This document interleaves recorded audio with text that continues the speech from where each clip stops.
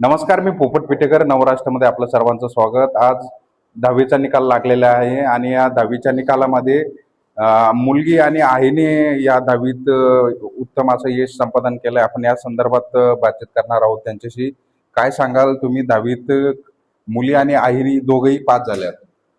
मला आज खूप आनंद होऊ राहिलाय, कारण की मुलगी आणि मला 17 वर्षानंतर म्हणजे चान्स मिळाला आणि सर्व शिक्षकांनी प्राध्यापकांनी खूप म्हणजे मदत केली भरपूर आणि सहकार्य पण केलं.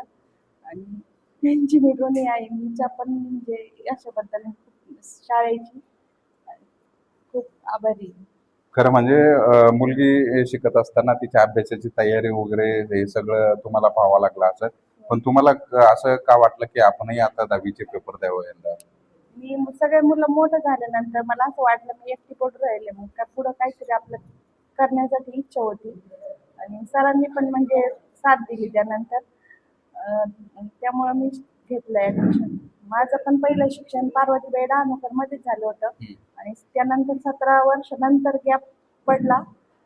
त्यानंतर आताच केली, फर्स्ट टाइम बसली आणि म्हणजे चांगल्या मार्काने मी उत्तीर्ण झाली.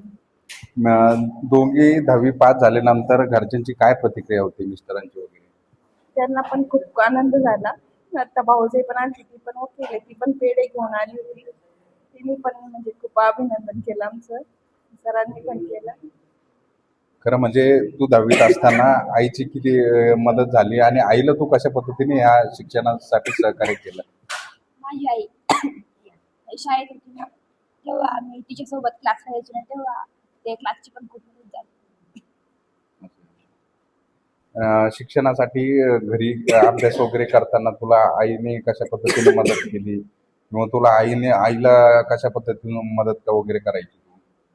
जे तिला समजत नव्हतं ते मी तिला सांगायची आणि ते हिच्यासोबत मी शाळेत यायची, त्याच्यामुळे पण मला खूप मदत झाली. आपण बघू शकता की अशा पद्धतीने आई आणि मुलगी हे 10वीच्या परीक्षेमध्ये मोठ्या मार्काने उत्तीर्ण झाल्याचं आपल्याला इथं दिसून येत आहे आणि खरं म्हणजे घरच्यांनी सगळ्यांनी मोठ्या प्रमाणात आज आनंद केल्याचं आपल्याला पाहायला मिळत आहे. पोपट पिटेकर, अहिल्यानगर.